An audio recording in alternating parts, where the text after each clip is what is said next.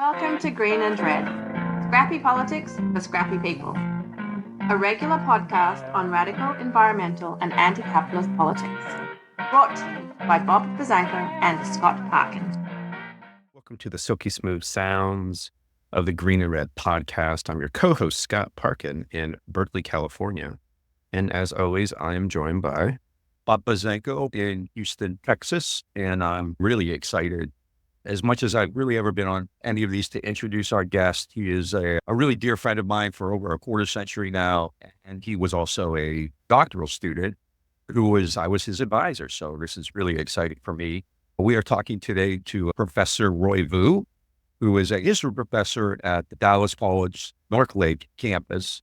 And he's done all kinds of great stuff. He's an advisory board member for Foodways, Texas, and Keep Irving Beautiful. He won the Sadie Graff Education Award. Roy is just like an amazingly popular and regarded professor on campus there. The students love him.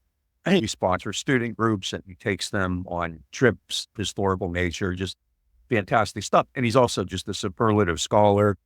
His books include Our Finite Bounty, an Anthology of Sustainable Topics, and also Feasted Landscapes, Sustainability in American Topics. You've also written several articles in various collections. I think one was called, what was it, Asians in Dixie, I believe, or something like that. Asian Americans in Dixie. Yeah, Asian Americans in Dixie. And today we are really excited. Scott and I both have copies of this to talk to you about your new book, which is Farm to Freedom, Vietnamese Americans and Their Food Gardens.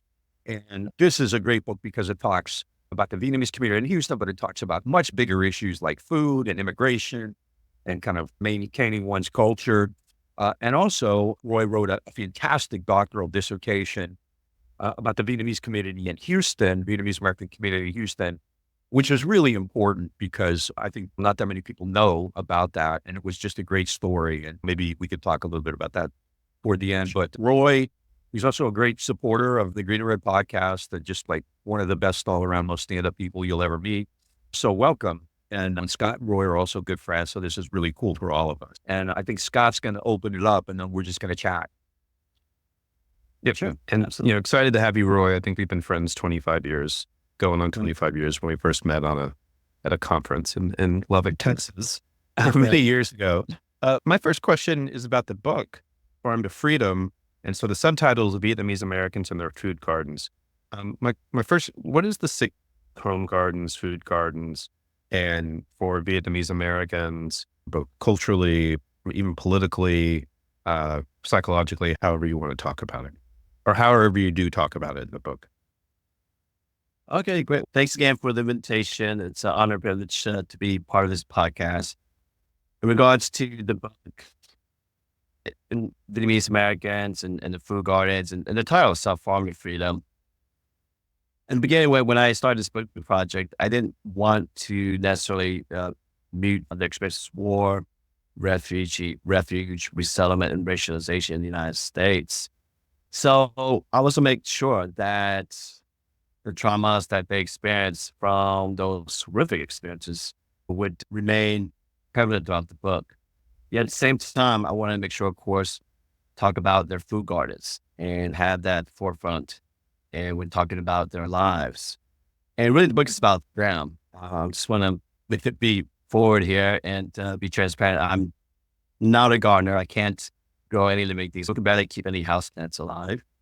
And I can't cook. I'm not a good cook. Now, Nog can cook. She's an excellent Vietnamese American cook. Yeah, so she's phenomenal. But for me, it's more about the people. And for me, it was about looking back about my childhood years and growing up and being raised in Houston, Texas, and being raised as a child of refugee parents. And just noticing that my parents were cultivating these herbs, fruit trees, and vegetables in our backyard. And back then, I didn't appreciate it as much. And I wasn't cognizant of what they were doing. It was not only a way for them to remember their Vietnam, but in addition, a way for them to feel more comfortable here in the United States, be more rooted here in the U.S. In addition, it's gardening would become a coping mechanism for them, particularly after experiencing just a devastating and deadly war. And in addition, it gives them a lot of joy and happiness, right? Oftentimes we think of refugees, or roughly so, we think of refugees as coming from very traumatic experiences, right? Horrific experiences. And that's true. At the same time, I want to make sure that I value these Vietnamese-American homeowners and their parents as they are living their lives, or as they're trying to adjust to these traumas while adjusting to their lives here as strangers in a strange land, the United States. Right? And so I know I want to make sure that I give them the humanity and dignity. And I think part of that is just how they find joy in gardening, would express their part of their humanity and dignity. And so the title, Farm of Freedom, is basically freedom from these traumas of war, refuge, racialization, resettlement. And therefore, cultivate a home garden, which is a food garden, but it becomes a home garden, allows them to better cope with such traumas, and at the same time allows them to enjoy their lives, and also, of course, improving their own lives, right? Having access to affordable, organic foods would make their lives more healthy, right, mentally and physically. I hope that answers your question, Scott. We often talk about these things, especially because I'm in Houston too, like you were. And it becomes a cultural thing, right? People, they go to Vietnamese restaurants and they create all kinds of fusion. And so we see it now as this kind of cultural thing. But as you pointed out, and so much of the Vietnamese population in the U.S. today came here in the 70s and 80s to flee Vietnam after the war ended. So it wasn't just a cultural thing. You talk a lot about food sovereignty, which I think is an important issue for pretty much everybody, but especially I think for groups like that. Do you want to just discuss that a little bit? Sure, absolutely. So food sovereignty is about basically just having some control over the food production in your lives, right? And for indigenous peoples, marginalized populations throughout the course of U.S. history and border history, and with Vietnamese refugees and immigrants, was vital for them to have access to greens like raw tom and raw muong and raw dai, and also access to bop and other vegetables, because it's vital in their lives before they went to the United States. And in addition, not only cultivating such crops would remind them of their home in Vietnam, but in addition, it will give them some control over what they can produce and what they can consume. And that's all part of food sovereignty. So in other words, my parents and my aunts and uncles and those who I've interviewed, they would use their herbs and fruits and vegetables they cultivate in their own home yards and make certain dishes that are comforting dishes to them, that are familiar to them. For instance, you can grow dito or perilla, raw thyme, mint, and other herbs as garnishes, right, for your farm. And you can also have condiments where you would cultivate cafao or white eggplants to eat as a condiment along with your meal. And so these are comfort dishes to them, right? And it's for Vietnamese Americans, cultivating such herbs, fruit trees, and vegetables play a big role in their daily lives. And in regards to consuming and creating these dishes, that again brings them back home, right? Back to their Vietnam. Particularly at a time when in the late 1970s, early 1980s, at Kroger and Randall's, those grocery stores, they didn't carry any or many of these flavors. And I was going to ask you that, right? Because now you can go over to, was it Bel Air, right? Where there's just shops everywhere. But I would assume, especially when your parents got here, that how did they get just the stuff they needed to recreate the diet they had before? as far as sitting cultivate whole gardens immediately, it really wasn't until, I want to say, around 1981, actually, when we moved to a bigger home in what is now Southeast Houston in South Park neighborhood. And it came with a big backyard, and they really loved it. And so that's when they started gardening and cultivating, all this produce. And as far as getting their hands, luckily, knowing their friends and having relatives that live nearby, and I congregate with fellow churchgoers that would exchange seeds, for instance, so on, tips for planting. And slowly but surely began to see our nurseries, particularly Vietnamese-run nurseries, being established, and they would get seeds with their times as well. And for those who later on in the, late 1990s or 2000s, those who could or those who went to go to Vietnam to either visit relatives or just to return to Vietnam to travel on vacation time. So we bring some seeds back to the U.S. And in addition, with the subsequent waves of Vietnamese refugees, like the latter waves, particularly the second wave, the oceanic refugees, they too would bring some seeds with them from Vietnam and bring them here to the United States. So there are a variety of ways, in other words, that would obtain the seeds that are necessary for them to start growing these herbs and fruit trees and vegetables. Yeah. One of the things I noticed in the book is that there's a chapter where you talk about all the different Vietnamese communities in Houston, one of which is in Allen Parkway Gardens, which is, I believe, where your grandmother lived, which was also public housing. And you use actually the story of these gardens and home gardens to tell bigger stories. Part of what comes out in that section is about how there was this conflict between the city and real estate developers and the people who were living in the public housing. I'm wondering if you could actually talk a little bit about some of that, how you used some of the story of the home gardens to tell these other political, economic stories. Sure, absolutely. Particularly interested in that Allen Parkway Garden story is particularly interesting to me. Okay, no, great. I know these are excellent questions. For me, when writing this book, I wanted to make it a small part memoir. And I wanted to talk a little bit about my life growing up in Houston. And one of the things I recall vividly is just visiting my paternal grandmother, who lived in Allen Parkway Village for a very long time. For several years. And I just remember visiting her there. And there were other Vietnamese residents there as well. And they were cultivating water spinach and mint and all sorts of herbs. And I thought it was just fascinating. And she would give them away to fellow neighbors, to her loved ones, to us, and also sell some of them as well to make a little money. So this definitely was an informal economy among Vietnamese residents in the Allen Parkway Village to survive and subsist.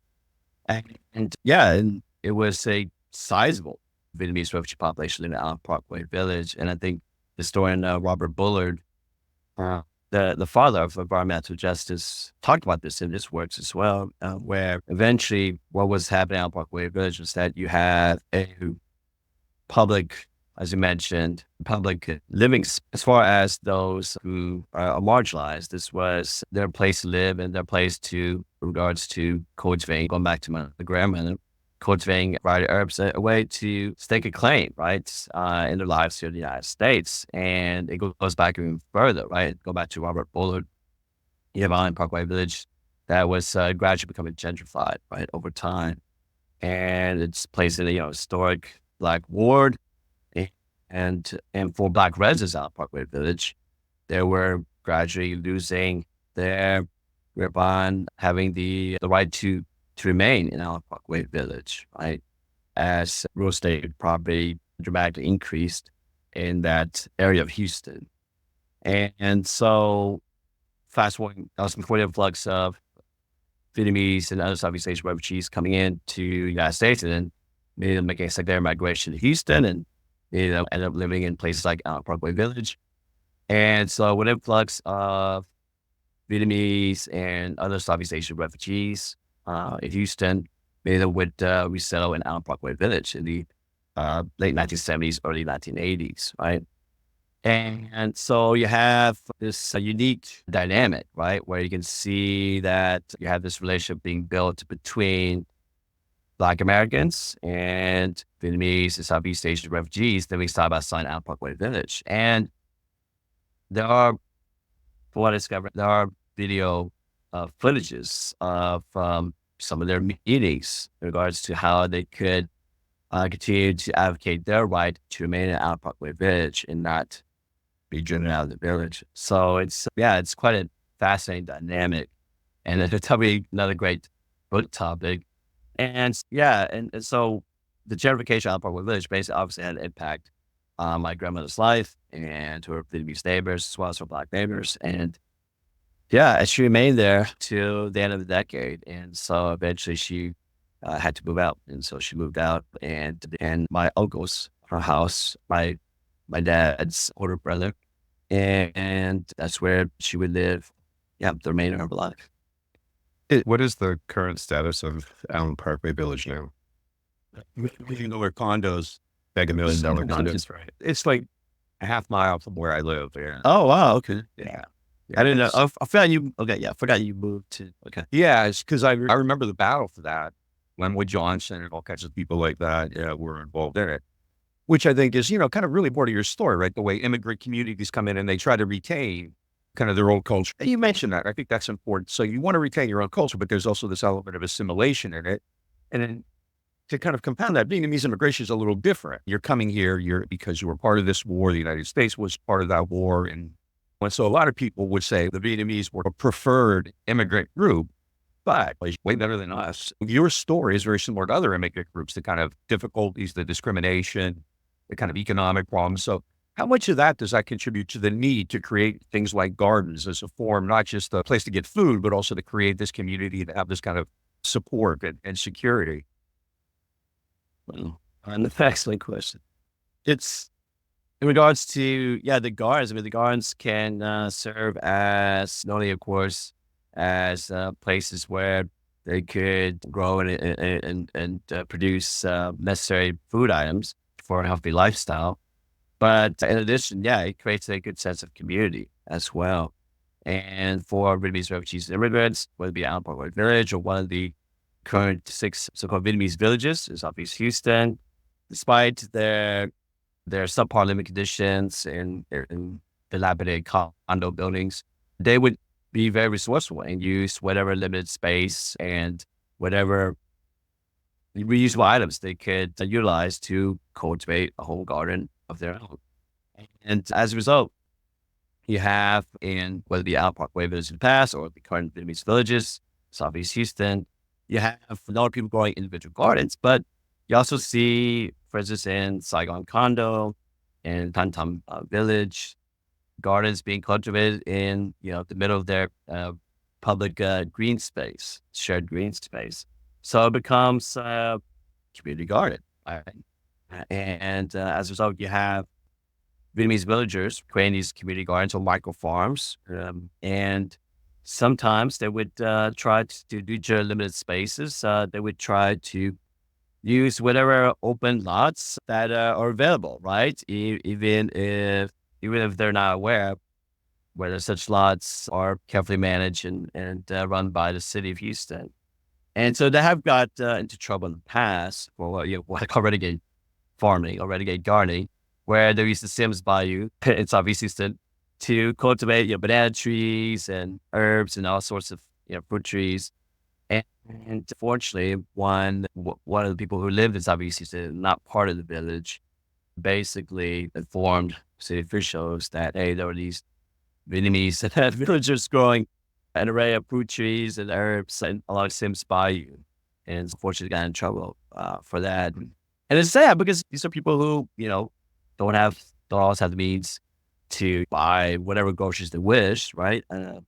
At the local grocery store. And basically they're using an open space to make food, right? That's a basic human need. And that's a basic human desire, right? And so it's just sad that unfortunately that to destroy whatever crops they're growing along Sims Bayou. So home gardens that do create a greater sense of community for the Vietnamese villagers. And then going back to my parents, exchanging seeds and planting tips with their neighbors and relatives and fellow churchgoers. It builds that community for sure.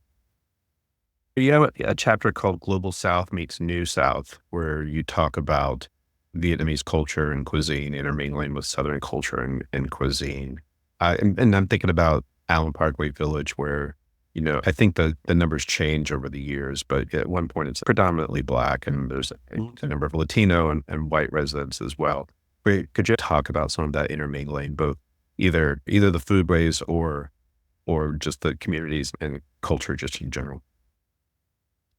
Sure, absolutely. So eventually go back to Allen Parkway Village. I believe it was by 1984, there were roughly 1/3 Southeast Asia refugees residing in Allen Parkway Village. And at the time was predominantly Black Americans. And yeah, it wasn't just my grandmother cultivating a garden, but it was also for fellow Vietnamese neighbors as well. And as far as Foodways, you have over the course of time, you have Vietnamese home cooks, restaurateurs, and chefs who would use whatever resources are available, right? In addition to whatever is commonly grown and cultivated here in Texas and the U.S. South to add to the diet, like say, for instance, okra and mustard greens, for instance, right? In addition, as far as Vietnamese home cooks and chefs, yeah, they're creative people, right? They're constantly not only trying to retain some of the more familiar dishes to make sure that future generations of Vietnamese Americans and non-Vietnamese have the opportunity to consume and enjoy, but they're also making new hybrid dishes or fusion dishes, right? On their own terms. So you have, for instance, of course, brisket's huge in Texas. So you have brisket, right? Where Vietnamese chefs would hone their skills to make such dishes. And then as far as things like the Cajun food, right? Nowadays, Big Cajun is very popular, particularly in New Orleans and Houston, right? And so you have a number of Viet Cajun restaurants in major cities like Houston and New Orleans, and they're quite popular. And so, again, using local cuisines and making it their own way, right? In this case, turning Cajun cuisine to Viet Cajun cuisine by adding, their own spices and their own ingredients like lemongrass, for instance, to make a new cuisine that's unique here in places like Houston, Texas. And in addition, in regards to Vietnamese home cooks and restaurateurs and so forth, they're also wanting to, of course, have ownership, right, in the food they make, instead of seeing Vietnamese culturally appropriated. And so it's so long as Vietnamese-American chefs and home cooks and restaurateurs and food purveyors have that opportunity to make their own dishes and create new ones as well, make their own Vietnamese dishes, create new Vietnamese dishes as well, then such Vietnamese foodways would remain preserved and hopefully will continue to expand, right? And again, going back to cities like Houston, nowadays, when my parents arrived and made a secondary migration to Houston, there weren't that many restaurants at all. But nowadays, everywhere in Houston, I'm sure that you see quite a bit in the Bay Area as well. Pho and banh mi are two staples, right, in the Vietnamese cuisine. Of course, there's so much more. Vietnamese cuisine is much more than pho and banh mi, but now it's becoming common, like tacos, for instance, right? Yeah. I think it's a good thing, and I think it shows that, again, Vietnamese-American restaurateurs, chefs, home cooks, so long as they are at the forefront of this movement of protecting and preserving, expanding the foodways to others, then Vietnamese food won't be appropriated by others. And so I think it's a good thing that's expanding, and I think it's good to see different kinds of Vietnamese restaurants and restaurants at different price levels. As you both know, particularly back then, right, as grad students, Scott, we love going to Vietnamese banh mi shop and getting a banh mi for $3, right, which is great, particularly for grad students, right?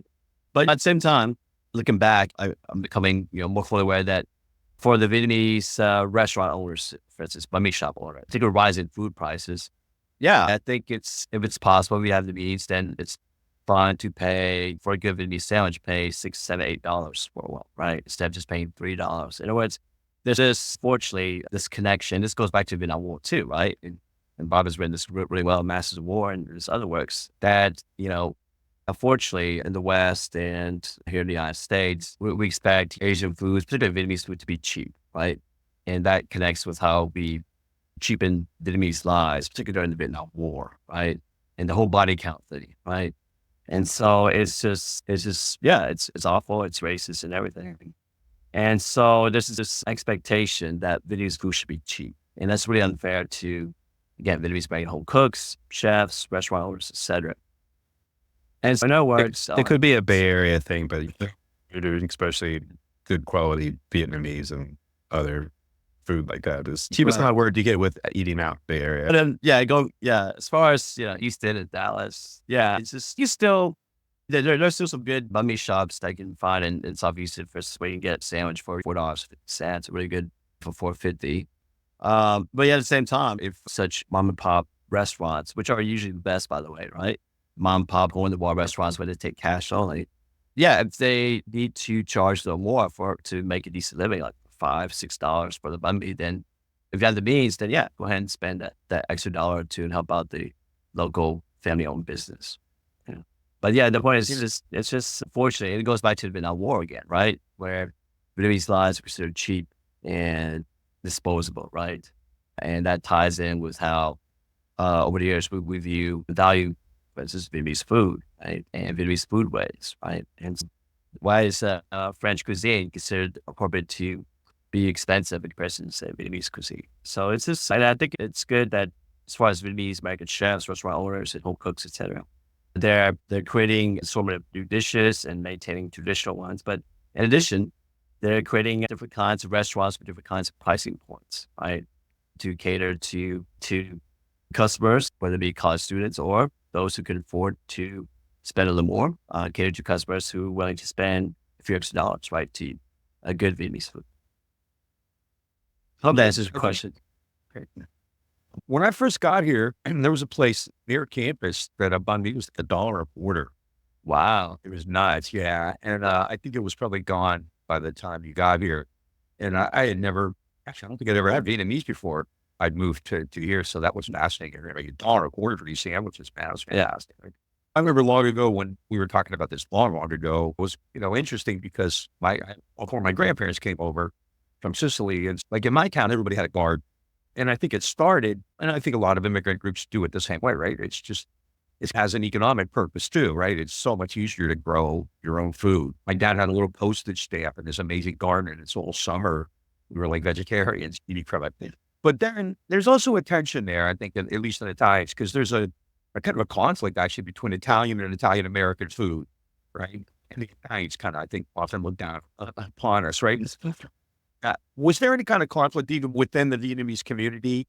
Like, were there some people who said we should assimilate, we shouldn't really be holding on to these old customs? Or was there anything like that? Was there any pushback?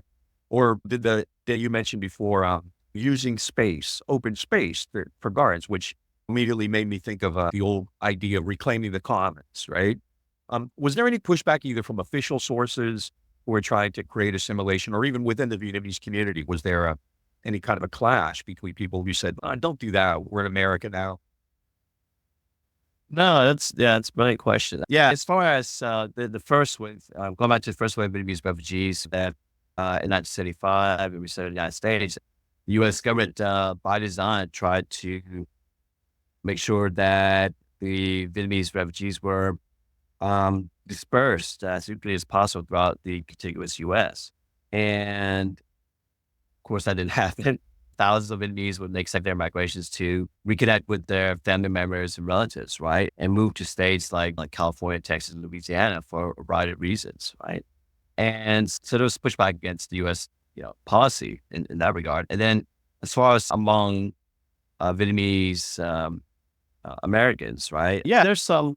Unfortunately, there will be some pushback. I didn't mention this, but I just remember just recalling growing up, as far as the first wave. And I know we had conversations of this before, where the first wave of Vietnamese refugees would look down on the subsequent waves, second and third waves, right? And as majority of the first wave of Vietnamese refugees have had some built-in advantages that a lot of waves didn't, such as, for instance, getting to know American sponsors, having some fluency in English, having some education. And so that's some advantages over the latter waves of Vietnamese refugees. And unfortunately, yeah, you do see the first wave of Vietnamese refugees in general looking out at the latter waves of Vietnamese refugees. And so the first wave would consider themselves as more assimilated than others. But that being said, yeah, there were also attempts to try to reach out and connect with the latter waves of Vietnamese refugees. So you have fantastic groups like People SOS, right, a national organization run by Vietnamese Americans, and they do a fantastic job trying to assist Vietnamese refugees, and they would do start the course in the 1980s and 1990s. And so you did have concerted efforts, right, to bridge the differences between the different ways of Vietnamese refugees. But yeah, you did have, fortunately, I just remember growing up in Easton, just some of the pejorative terms that will be used for Vietnamese who are not assimilated or acculturated. And I don't know if I can mention such pejorative terms here, but yeah, there were definitely some pejorative terms that my parents' generation, being part of the first wave, we use to describe those who weren't acculturated or assimilated. Yeah, absolutely. Well, and especially this area, you saw a lot of that. There's the famous Kima kind of lore almost, right? There was a movie about that, Alamo Bay, and then our mutual friend, Dr. Taha, worked on that, the documentary. Yeah. Did your families notice any of that? This kind of a hostility, especially now this is more about shrimping and fishing than it is gardening, but still, did you notice anything like that? Did that first generation notice anything like that?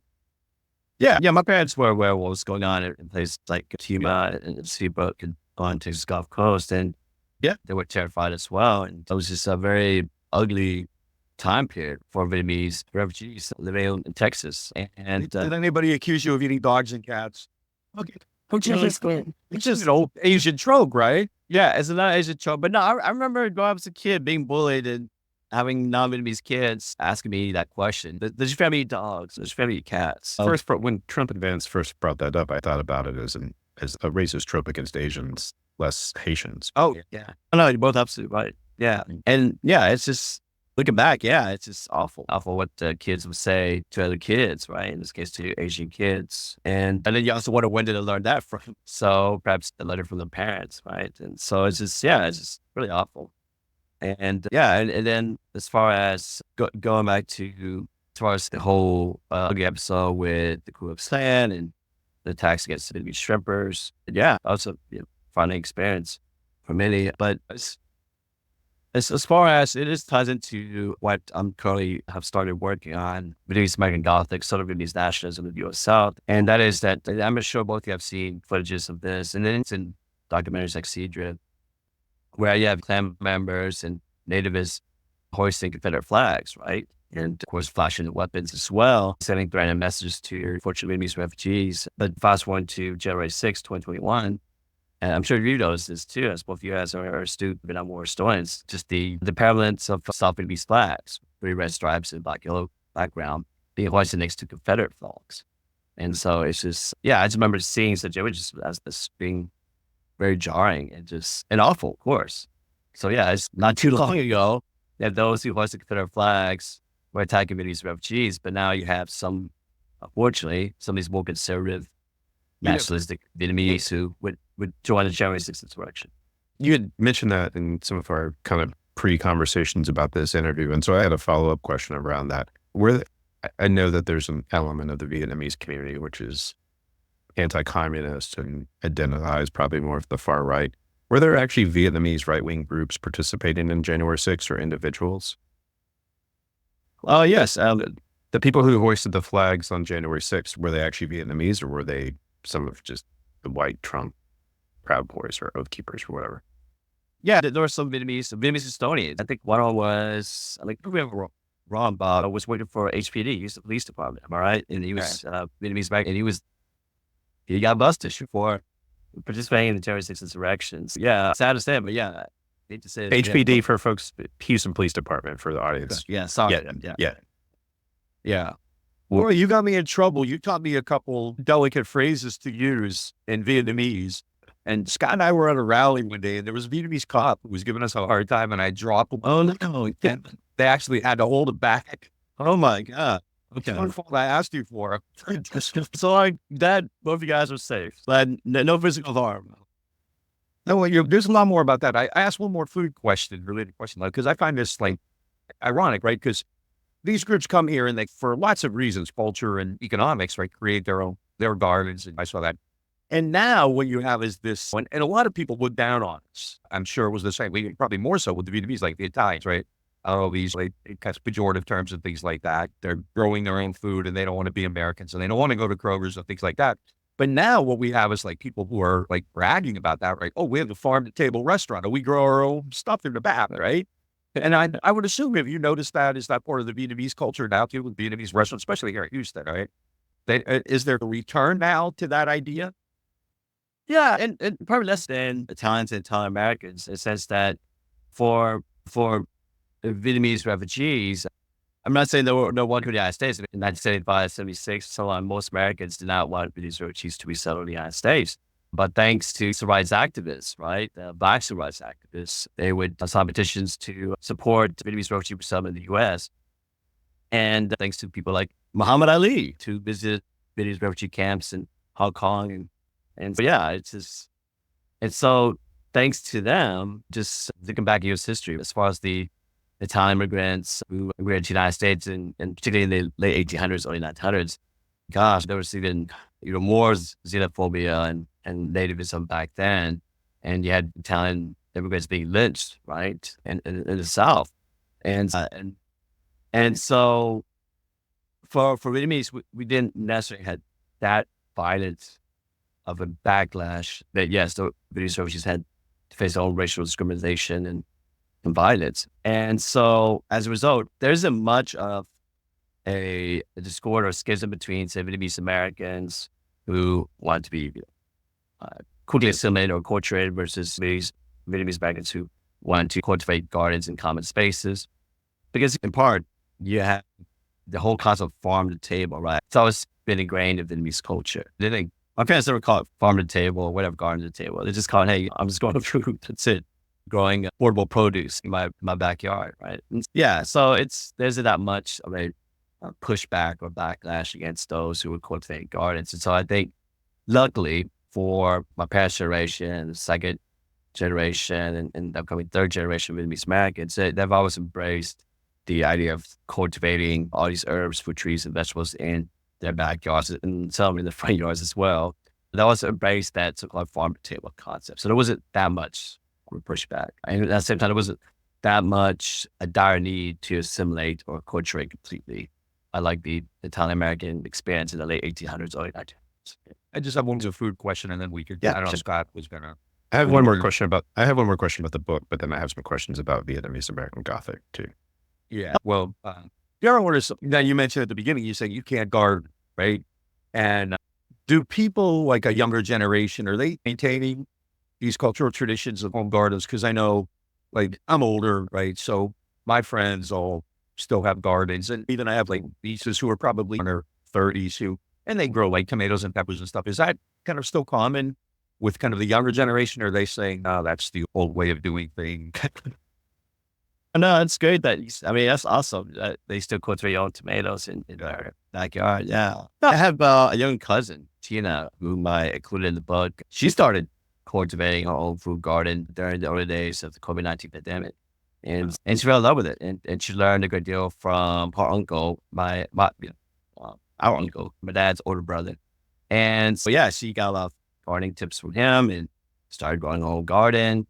And yeah, and she loves it. And so now, that being said, yeah, she's more of the exception rather than the rule. So yeah, it would be nice to see more and more Vietnamese Americans cultivating their own gardens. But we'll see. Time will tell with the growth of the third generation, the maturation of the third generation Vietnamese Americans. Yeah, you may see that pendulum swing back to where cultivating garden is more just a daily passe ritual that's less important to them, but it's also more common. But yeah, as far as the second generation, I remember my parents just having us focus so much on education and learning English, which is sad because I wish I was more fluent in Vietnamese. Vietnamese was my first language, but as far as maintaining aspects of Vietnamese culture like gardening, they didn't really instill that in us. Even though they gardened, they cultivated all these vegetables, herbs, and fruit trees. But yeah, they never really instilled it in us. And also it's my fault, my responsibility too, that I missed that opportunity to really connect with them and try to learn how to garden from them. But that being said, it's something that also, looking back, I'm finding more appreciative of what they've done, where they would, even though we're struggling and even though we're living in a working class neighborhood, they would donate a lot of their produce to friends and neighbors and relatives. So it was a labor of love for them. And then, of course, we use all this produce to make dishes that we love growing up. And so, yeah, it's definitely a labor of love for my parents, and that speaks volume to that generation of Vietnamese-American homeowners. My last question about the book is about the title, which is Farm to Freedom. Freedom we're in an election year, and so freedom is a word that's getting thrown around a lot. Kamala Harris seems to have used it a lot. But Jefferson Cowie just wrote a book last year called Freedom's Dominion. So we hear a lot about freedom. Could you talk about the significance of why it's farm to freedom for your book? as far as like the Vietnamese Americans go and the Vietnamese immigrants go. Sure, absolutely. Yeah, and it dawned on me until I realized a month ago that my good friend and former colleague, Dr. Malcolm Frierson, he had a book called Freedom and Laughter. He talked about Black comedians in the civil rights era. And then I realized that he has the word freedom in his book. I have the word freedom in my book. It's out there a lot. It's not the coolest book. Yeah. Eric Foner, I think Eric Foner, half his books have the title Free or Freedom. But yeah, it's essentially for this book, Part of Freedom, it's about how Vietnamese refugees would cultivate and grow, whether it be small food gardens or micro farms, to seek and hopefully gain emancipatory foodways, right? Emancipatory foodways of food sovereignty, which we talked about earlier, and in addition, culinary citizenship, where by planting and growing a variety of herbs, fruit trees, and vegetables, they would feel more rooted here as citizens of the United States. Okay, and then finally, homeland duality, where they would remain connected or reconnected to their Vietnam past. Right? And so they have, therefore, this homeland duality of being here in the United States, but at the same time, retaining some of the roots to their old Vietnam. And by seeking and gaining these emancipatory foodways, they would then have the opportunity to obtain this freedom from, as we talked about earlier, from the traumas of war, refuge, resettlement, and racialization in the U.S. And I know it's a liberating experience for them to cultivate these food gardens, and not just in terms of improving their mental and physical health, but also in terms of being able to defining who they are and having a greater sense of not only belonging in the United States, but also a greater sense of longing for their Vietnam. And so that's where the title comes from, Part of Freedom, to where Vietnamese refugees will cultivate these food gardens to gain these emancipatory foodways of food sovereignty, culinary citizenship, and homeland duality. At the end, we're going to ask you if there's anything that we forgot that you think is important. But I want to ask a more generic migration question, because like I said, not long ago, you did this great lecture all about kind of the history of Asian Americans in the U.S. And we're all familiar with things like the Exclusionary Acts and the kind of Yellow Peril and the West Coast and things like that. We're not going to go through all that, but to take it up a more contemporary time, because at the outset of COVID, Asian communities seemed to have a target on them, right? Because and Trump, the Chinese virus. I was thinking there were like some high profile cases where, I don't remember if they were Vietnamese or not, but Asians were getting attacked and beaten up and things like that. We even did a show at the time with Tao about Black Vietnamese relations, right? Do you perceive that there is still a sense of resentment or alienation or anger directed toward, because right now we're going to get to this too. Right now, when we talk about immigration, which is still a massive issue, but I think most of the time it focuses on Mexicans, right? People coming over from the southern border, and of course our Haitians, Ohio, right? But is Asian discrimination and this kind of Asian resentment and Asian conflict with others, is that still a major issue that you have to deal with? Sure. Even as far as mass shootings, right? You had one in Plano, Texas, right, where unfortunately 8 were killed, and 4 of them were Asian Americans, right? I forget the name of the prime or the outlet mall in Plano, Texas, but that was just a year and a half ago, and then a couple of years before that, I mean, you had the shootings in Atlanta, right, where Korean Americans, in particular Korean women, were targeted, right? And so you have, in other words, other sort of racist tropes that remain to this very day that would target Asian Americans. And so you have these violent mass shootings that took place in Plano and Atlanta. And yeah, it's awful because you still have this racist trope of Asian Americans being perceived as not one of us, right? Rather be perceived as perpetual foreigners, right? That do not belong. And unfortunately, that racist trope remains to this very day. And going back to the Vietnam War, it's also, you have racist tropes stemming from the Vietnam War itself.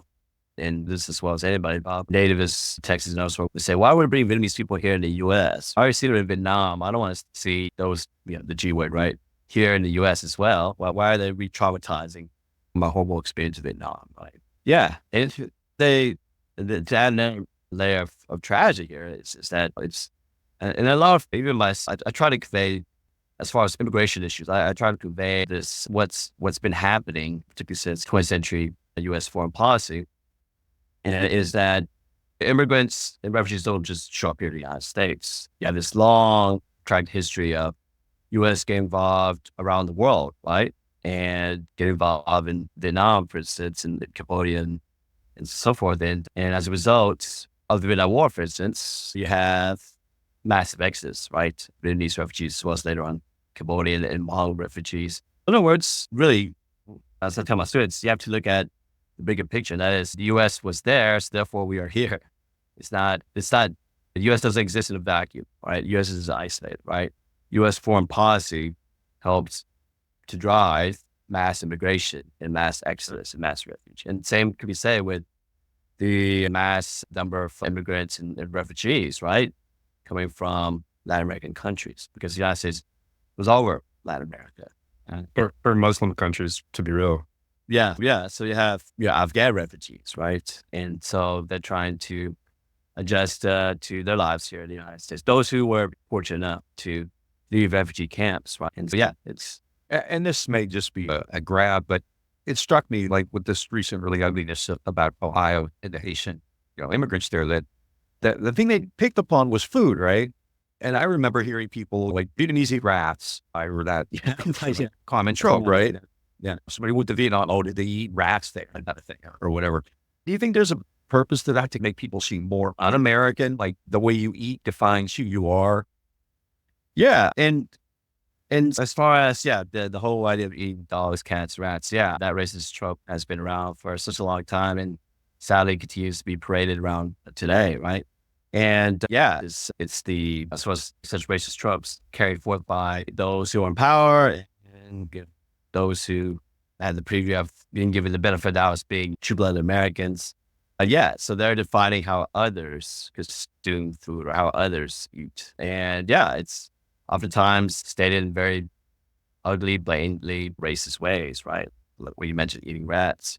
And it goes all the way back to the anti-Chinese sentiment, late 1800s and Exclusionary Acts, as you mentioned. There was a plethora of illustrations, cartoons about how foreign Chinese immigrants are and how dirty and how unsanitary they are and how they would eat rats and so forth. And so for Vietnamese-Americans, unfortunately, you did see that, particularly in the early years of resettlement. I think to a certain degree, it remains this very day, where Vietnamese refugees and immigrants were perceived as foreigners who would eat rats. Okay.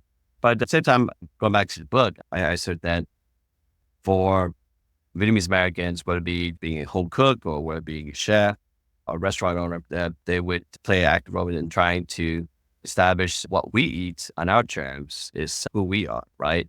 Not how you think we eat would define us. Okay? And I think, and so there's power in food. There's power in making food and consuming food.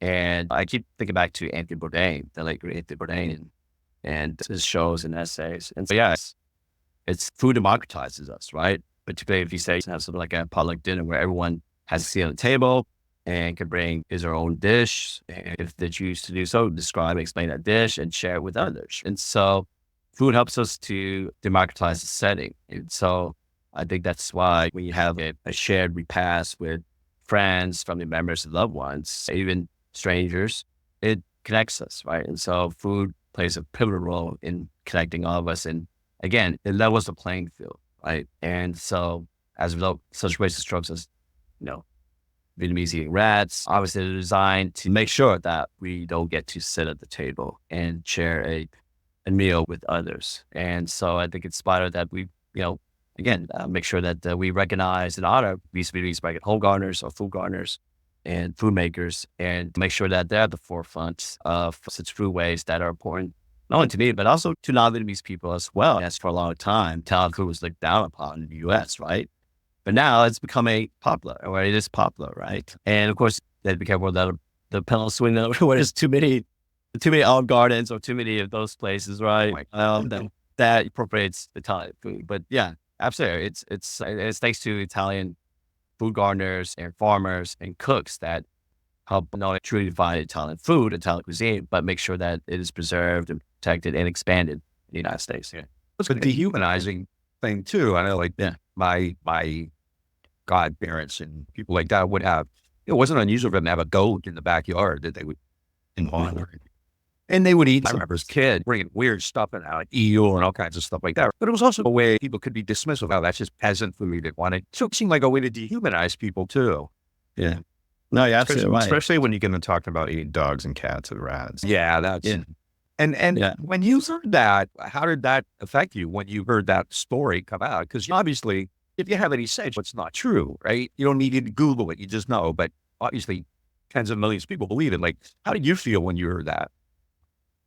When I first heard it, I went hand surprised because Yeah. of the racist Trump. Racist Trump saw it's so blunt and obviously horrific and dehumanizing that it shocks you at first, right?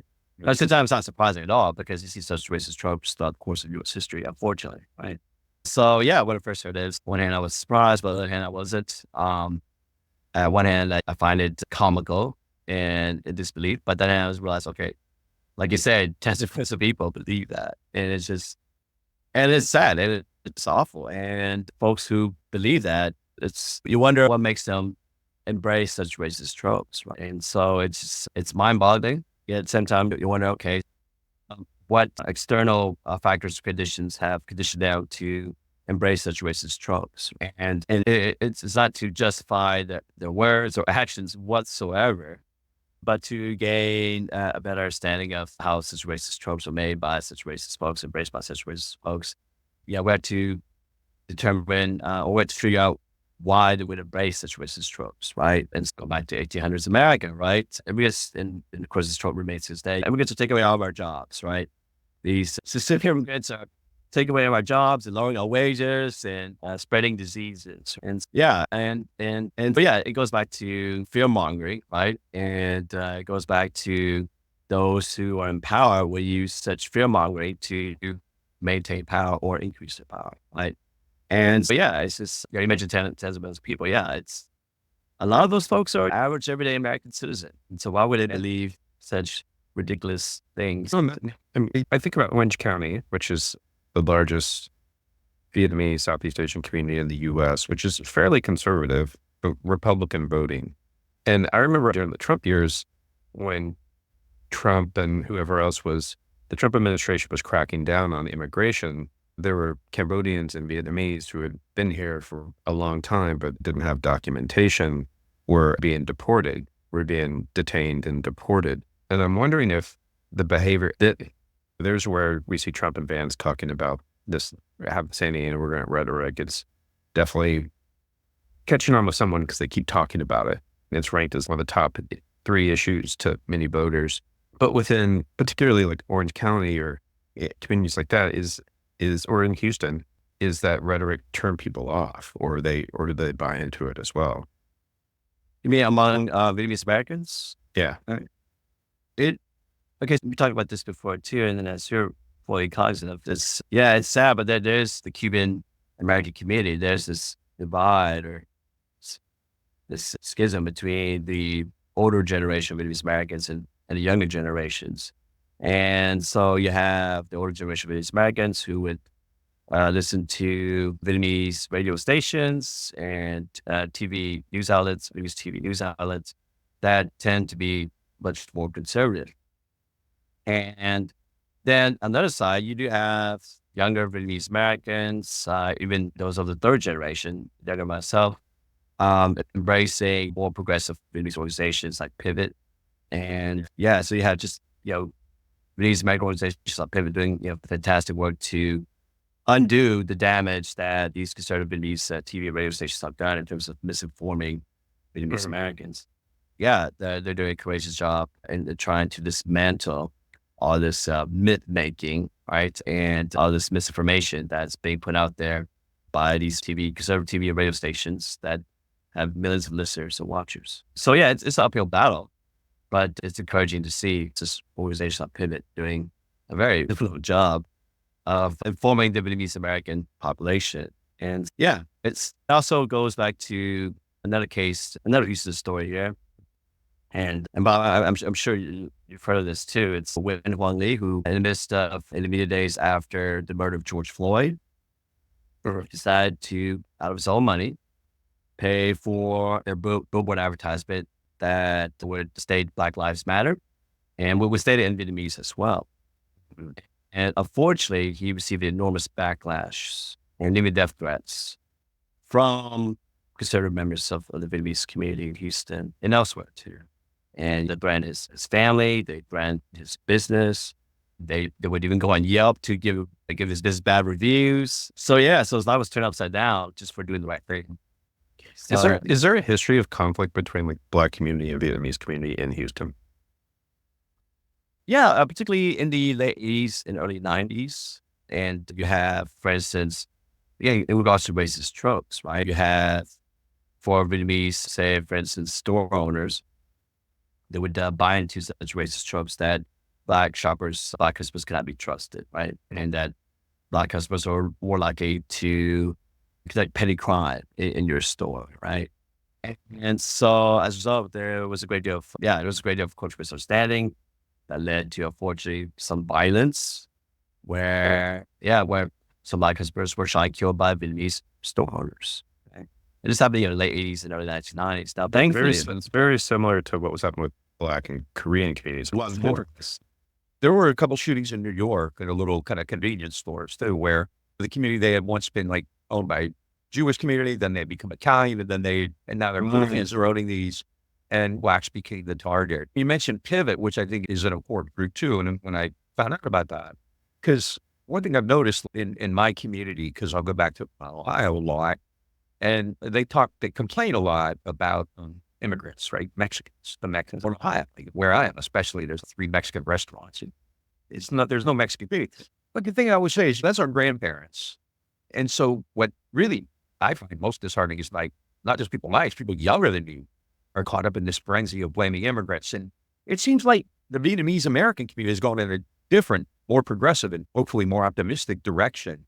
Because I've noticed even if you look at voting patterns, younger Vietnamese tend to be far more reliable, progressive, liberal, whatever you want to call voters than they ever were before. Isn't that the case? I agree. You're absolutely right. And so there's this discord in a lot of Vietnamese-American families. And it's unfortunate, but particularly after Trump won the Electoral College in 2016 and became the president, you had family discussions where the parents would typically espouse the pro-Trump views, but the children would espouse the lies put out by Trump. And unfortunately, there were quite a few, or at least as far as Vietnamese-American friends that I have, they would never talk to each other again. And so it's just a sad thing. My family, yes, we have our own political views and all, but we never got to where the level where we wouldn't talk to each other again. But so it's just awful to see that for the younger generation of Vietnamese Americans, there's this discord with their parents who tend to hold more conservative and pro-Trump views and buy into the racist tropes and rhetoric of Trump and his supporters. And that includes anti-Black, anti-immigration rhetoric. And it's an awful feeling. I can't imagine never talking to my parents again. I can't imagine living on bad terms with them when they pass away. It's awful. It's an awful experience. But at the same time, I think a lot of Vietnamese Americans, particularly the upcoming third generation, they're saying, okay, my dad or grandma and granddad, you have your own views, but I'm going to live my own Vietnamese American life. And that includes, and I wish I'm in Southern California right now, because speaking of Tao Ha and other great scholars like Thuy Dang and Dr. Linda Baugh and others, they are part of this, or that work together on this fantastic nonprofit organization called VALA, Vietnamese American Arts and Letters, Vietnamese Americans Arts and Letters Association. And they put out a film festival every year. Long story short, one of their events, I think it's tomorrow actually, it's called Immigration. And it's a roundtable discussion on younger Vietnamese Americans who are immigrating to Vietnam, and not just traveling to Vietnam to visit relatives or go on vacation, but to live there. Here you have some members of the second generation, third generation deciding to immigrate to Vietnam and either live there for a long period of time or live there permanently. There's a growing trend. It is fascinating. I find it fascinating because you go back to my parents, for instance, they believed that leaving Vietnam was the best course of action, and reselling their lives to the U.S. was the best course of action for them and for particularly their children and grandchildren. So there's that divide in regards to where younger Vietnamese Americans embrace the idea of not only visiting Vietnam, which was a huge no Vietnamese-American communities back in the 90s or 2000s. But now even more are thinking about what cost of living is cheaper in Vietnam. You don't have to deal with racist tropes as much. And in addition, you get to know more about your own Vietnamese roots and be more rooted to your Vietnamese culture than in Vietnam. And learning the Vietnamese or relearning the Vietnamese language as well. Those things appeal to younger Vietnamese Americans. It may not appeal to people, parents, but they do appeal to younger Vietnamese Americans. So yeah, definitely there's that change taking place. So it's interesting. It's fascinating. And yeah, I want to know more about that. So I think Bob and I each have one last question. Yeah. I hope that's right. And so my last question is a little bit on this divide. It's a little bit of the history of some of the divide. And I don't want you to drop a spoiler if you don't want to, but in your upcoming chapter that you're working on, you talk about the journalist Nguyen Dam Phong, who was assassinated in the early 80s in Houston by an anti-communist group.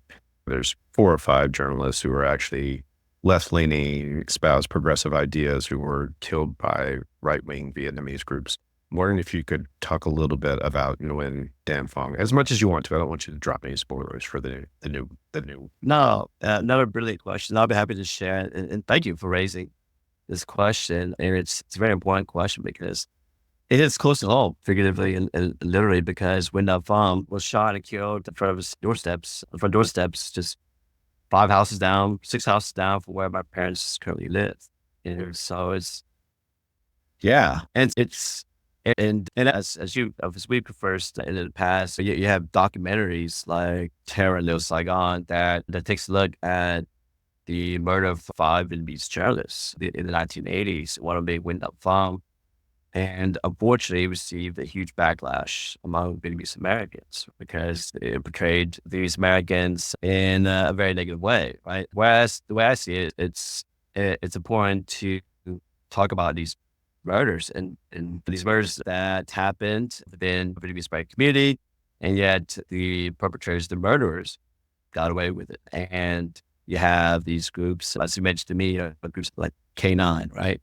And they would basically be terrorist groups, right? They would terrorize the Vietnamese communities here in Texas as well as in California.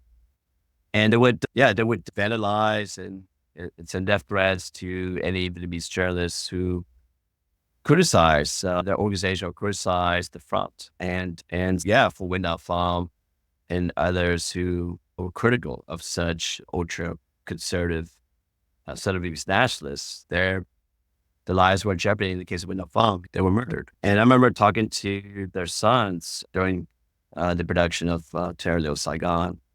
And they're all grown up now, of course. But yeah, it's the murder of their father, of course, still gives them nightmares. And it's disheartening. It's sickening. And it's also sickening in the fact that you have, unfortunately, for these American scholars, like the ones that Bob mentioned, they don't talk about these things. They don't talk about the murder of Vietnamese journalists by ultra-Southern Vietnamese nationalists, right? Who really don't perform actions that are in the best interest of the Vietnamese-American community, right? But yeah, it's awful. And I'm hoping to learn more about it, the murder of Nguyen Dam Phong, and hoping to interview his sons as well. And yeah, just try to get their stories heard and get their stories bring their stories to the forefront as their stories should be. And it's something that a lot of Vietnamese Americans don't talk about, fortunately. And I find it's a shame that those who were the loudest were critics of Terror in Little Saigon. And yeah, it's something that definitely needs to be known. And as far as the stories of these journalists who risk their lives telling the truth and publishing the truth to enlighten and educate the public, yeah, their work should be celebrated. And well, one interesting thing I did learn is that when A.C. Thompson, ProPublica, visited my parents and talked to us, we were looking for any old newspapers that Nguyen Dam Phong was the editor of. And lo and behold, my father found one in his garage. And the author of this essay, it wasn't directly about the front or anything like that, but it was an essay that deals with freedom of speech, freedom of the press. And it was written by my dad. And all this time I didn't know my dad had worked for Nguyen Dam Phong and had written articles for it. But yeah, I was really proud of my dad at that moment. So, I mean, it's great. Of course, it's great. Yeah, it is. Right. Yeah. That's your dissertation, which, just was fantastic. And I Well, remember thank you. reading it, and I was honored. I was the first person to read it after you. And I kept telling us, oh my God, this is like the Cubans in Miami. Because they were like shaking people down for money because they claimed they were going to go back and liberate Vietnam, all this kind of stuff. And so it's just a fantastic story. And you did a fantastic job with it. I'm really glad to see you pursuing this, because you're onto something that I think is really big and important. Well, we could talk for hours more, and I know we all have stuff to do, and we've been meaning to get you on. So I'll let Scott take us out, but I just want to thank you again for everything you've done, for this fantastic book, for talking about these really important issues. Glad to see you're doing well, doing fantastic. Give more love than up, and Byron also. Thank you. And we got to have you back on. Really, I think to talk about this other stuff really deserves its own reckoning as well. It's so good to see you again. It's been too long, and hopefully we'll see you soon in Houston. And just thanks so much, and really appreciate it. Yep. Thank you both, Bob and Scott. Yeah, it's an honor and privilege to be here. It's always nice talking with you both. You are just phenomenal people who I admire, look up to. So Sometimes we are. no, and I love the fact that we've been I'm friends. just like, clip that and show it to the people at UH. But those are great times. Yeah, And they the number of students you have under your mentorship, it definitely demonstrates just what an incredible mentor and professor you are. Like, yeah, you changed my life, and I'm sure you changed so many lives, so many of your students' lives. Thank you. I'm gonna wrap it there with that great tribute to Bob. Yeah. Folks, we've been talking with Professor Roy Vũ, our longtime friend and colleague, and many other things. He's a professor. He's a professor at Dallas College at Northlake, and then also author of a new book called Farm to Freedom: Vietnamese-Americans and Their Food Gardens. Highly recommended. Great book. Texas A&M Press. Texas A&M Press. And you've been listening to the Silky Smooth Sounds, the Green and Red podcast. If you like what you're hearing, please check us out on Facebook, Instagram, and Twitter. If you're watching this on YouTube, hit that subscribe button. If you're listening to this on one of the many audio platforms, give us a rate and review, as it helps us with the algorithms. And if you really like us, go to greenandredpodcast.org and hit that support button, or become a patron at patreon.com/greenredpodcast. Roy, always happy to see you and talk with you. Everyone else out there, make a lot of trouble and misbehave, and we'll talk to you again soon.